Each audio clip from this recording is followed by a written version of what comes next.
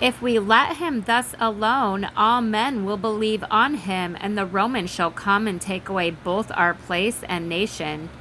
And one of them, named Caiaphas, being the high priest that same year, said unto them, Ye know nothing at all, nor consider that it is expedient for us that one man should die for the people, and that the whole nation perish not.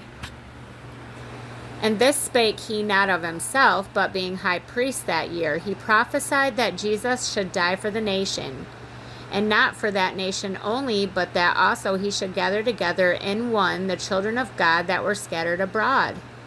Then from that day forth they took counsel together for to put him to death.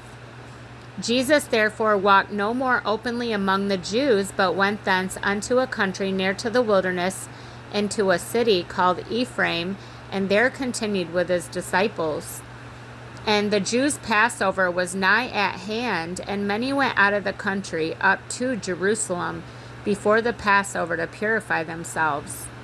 Then sought they for Jesus, and spake among themselves as they stood in the temple, What think ye, that he will not come to the feast?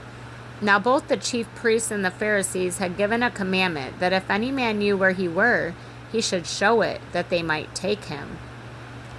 Then Jesus, 6 days before the Passover, came to Bethany, where Lazarus was, which had been dead, whom he raised from the dead. There they made him a supper, and Martha served, but Lazarus was one of them that sat at the table with him.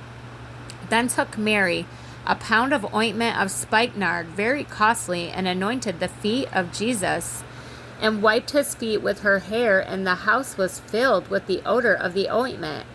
Then saith one of his disciples, Judas Iscariot, Simon's son, which should betray him, Why was not this ointment sold for 300 pence and given to the poor? Then he said, Not that he cared for the poor, because he was a thief, and had the bag, and bare what was put therein. Then said Jesus, Let her alone. Against the day of my burying hath she kept this. For the poor always ye have with you, but me you have not always. Much people of the Jews therefore knew that he was there, and they came not for Jesus' sake only, but that they might see Lazarus also, whom he had raised from the dead.